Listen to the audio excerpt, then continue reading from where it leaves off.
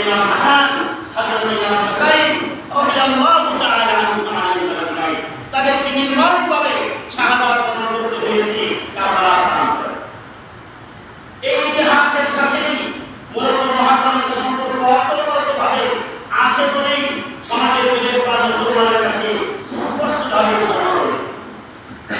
কিন্তু আমি আজকে আপনাদের সামনে এই ইতিহাসের সাথে আরো কিছু বিষয়কে সংযুক্ত করতে চাই।